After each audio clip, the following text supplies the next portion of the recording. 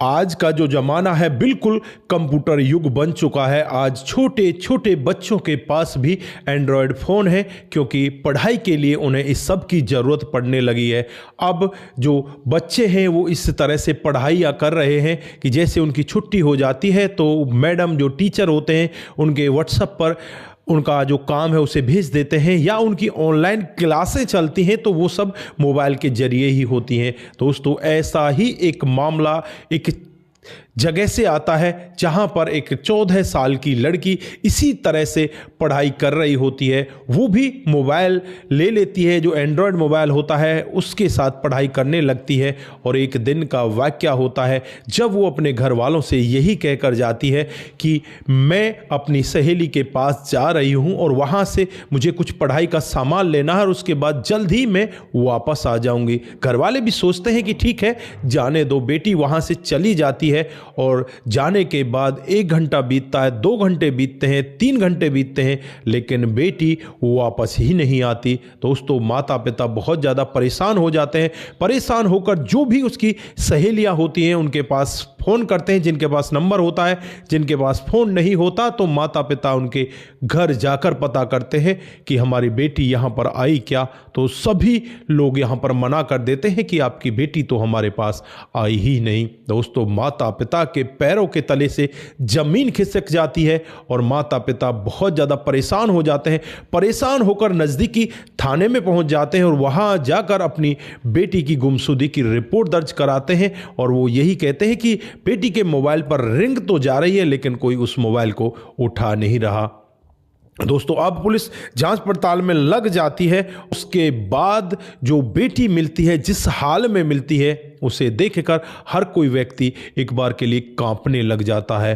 दोस्तों, क्या था पूरा मामला? अगर आप लोग भी पूरे मामले को डिटेल से जानोगे तो आपको भी एक बार ऐसा लगेगा कि बेटी को मोबाइल देना कितना गलत हो चुका है। दोस्तों, जानते हैं पूरा मामला क्या था। नमस्कार, जय हिंद। आप देख रहे हैं APH न्यूज़ राहुल रावत के साथ। दोस्तों, आज की जो हकीकत की घटना आप लोगों को बताने जा रहा हूं, चेन्नई में एक जगह पड़ती है पड्डुचेरी, और इसी के बहूर थाना क्षेत्र इलाके की ये हकीकत की घटना है। यहाँ पर 14 साल की लड़की अपने माता पिता के साथ रहा करती है, जो 9वीं क्लास में पढ़ा करती है। दोस्तों, आज हम यहाँ पर इस बच्ची का ना तो नाम आपको बताएंगे, ना ही इसके फोटोग्राफ्स आपको दिखाएंगे, क्योंकि ये बहुत ही छोटी बच्ची है और इस तरह से इसके साथ में हुआ है। भगवान किसी के साथ में ऐसा ना करे।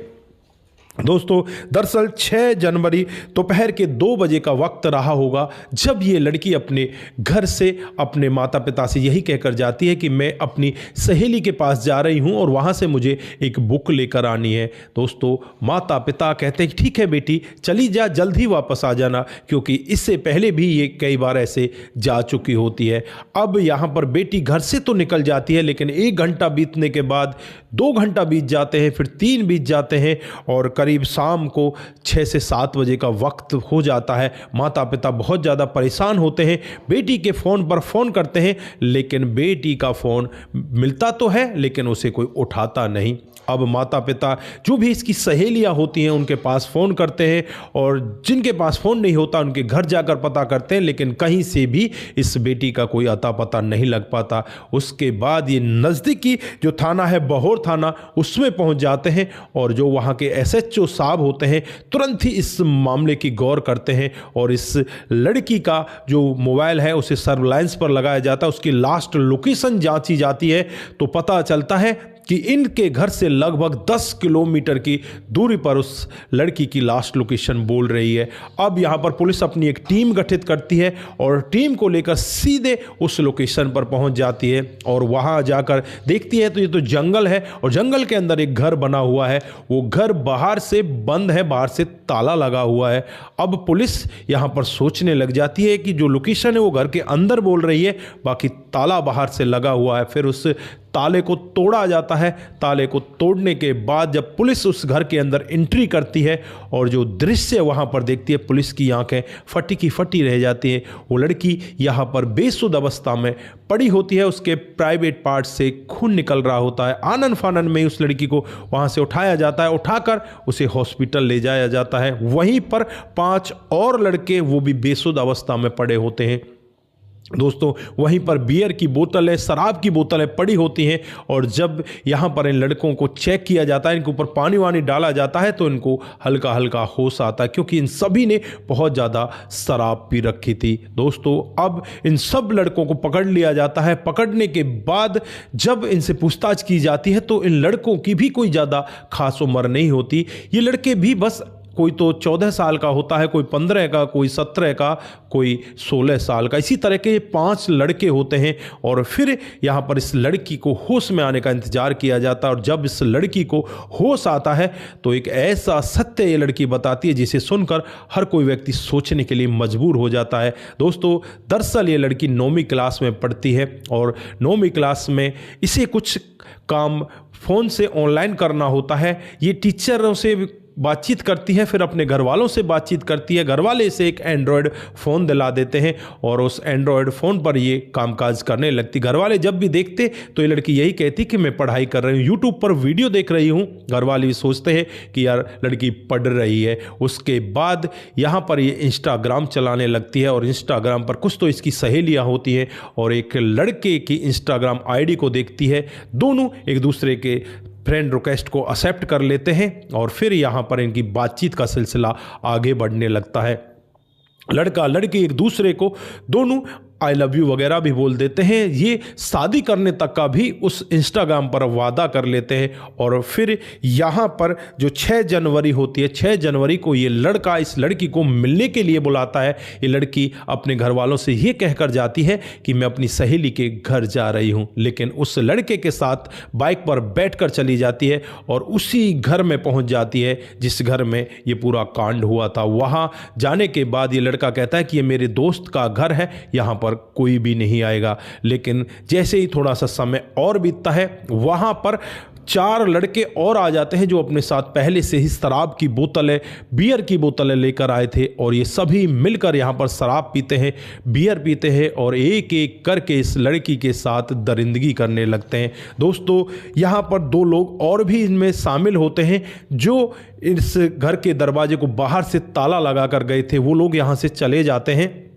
बाकी इन 5 लोगों को और इस छठी लड़की को इस घर के अंदर बंद करके चले जाते हैं और यहाँ पर ये बारी बारी से इस लड़की के साथ गलत काम करते हैं। लड़की चीखती भी है, चिल्लाती है, लेकिन इसकी आवाज़ को वहाँ पर सुनने वाला कौन था? ये तो शराब के नशे में धुत होते हैं और फिर यहाँ पर इस लड़की के साथ बारी बारी से घंटों तक ऐसा काम किया जाता है। लड़की तड़पती है और तड़पते तड़पते ये बेहोशी की हालत में चली जाती है। इधर ये लड़के भी इतनी ज़्यादा शराब पी लेते हैं, इन्हें भी होश नहीं रहता, ये वहीं पर जमीन पर गिर जाते हैं और जब पुलिस दरवाजा तोड़कर अंदर आती है तो इन सभी लड़कों को वहां से उठाया जाता है। दोस्तों फिलहाल यहां पर इन 7 लोगों के खिलाफ मामला दर्ज कर लिया गया है और इन 7 लोगों को ही पकड़ लिया गया है। लेकिन यहां पर सोचने वाली बात की एक लड़की जिसकी उम्र महज 14 साल है और फ़ोन के जरिए वो किस तरह से इस कांड में पहुंच जाती है, किस तरह से वो लड़की इंस्टाग्राम पर दोस्ती करती है और फिर दोस्ती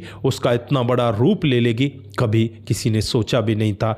दोस्तों यहाँ पर आजकल सबसे ज़्यादा बिगड़ने का कारण ये मोबाइल है। हम लोग अपने बच्चों को मोबाइल तो दे देते हैं, कभी झांक कर ये नहीं देखते कि ये बच्चे इस पर देख क्या रहे हैं, इस पर कर क्या रहे हैं। दोस्तों हालांकि होना ये चाहिए कि जब भी हम अपने बच्चों को मोबाइल दें तो हमें पता होना चाहिए, उसकी हिस्ट्री में हमें जांचना चाहिए कि बच्चे क्या कर रहे हैं, ये क्या चला रहे हैं, चल क्या रहा है, इनके दिमाग में क्या है, ये सारी चीज़ें हमें पता होना चाहिए। अगर हम इन सब चीज़ों का पता कर ले तो शायद ऐसे हादसे हमारे साथ ना हो। तो दोस्तों इस घटनाक्रम को सुनाने का यही उद्देश्य है कि आप लोग जागरूक हों और आप लोग अपने बच्चों को भी सतर्क करें, सावधान करें कि इस तरह से बेटा आप किसी के बहकावे में ना आए, इस तरह से किसी के साथ दोस्ती ना करें, नहीं तो ये ऐसा मामला किसी के साथ भी हो सकता है। दोस्तों फिलहाल उस लड़की की हालत नाजुक बनी हुई है।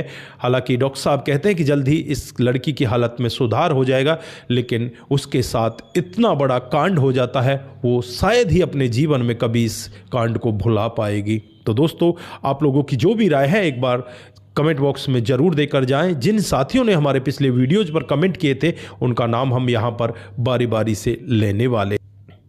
दोस्तों जो सबसे पहला कमेंट आता है वो शंकर स्वामी जी का आता है। वो लिखते हैं कि आपकी कहानी बहुत ही बेहतर होती है। शंकर जी बहुत बहुत धन्यवाद। उसके बाद माही उमर जी, वेरी नाइस, आपका भी बहुत बहुत धन्यवाद। मुरमन श्रीवास्तव जी, बहुत सुंदर कहानी है, आपका भी बहुत बहुत धन्यवाद। जो बिहार से हमें देखते हैं, आपका तहे दिल से धन्यवाद। राम गोसाई जी, बेस्ट स्टोरी है, बहुत बहुत धन्यवाद।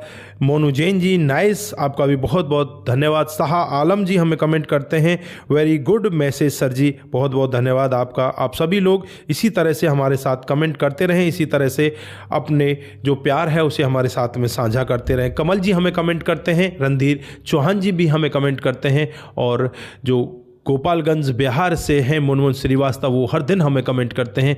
आप सभी का दिल की गहराइयों से बहुत बहुत धन्यवाद। आप सभी लोग इसी तरह से हमारे साथ बने रहें, इसी तरह से अपने कमेंटों को हमारे साथ में साझा करते रहें। सतर्क रहें, सावधान रहें, रिश्तों की अहमियत को जरूर समझें। नमस्कार, जय हिंद, जय भारत।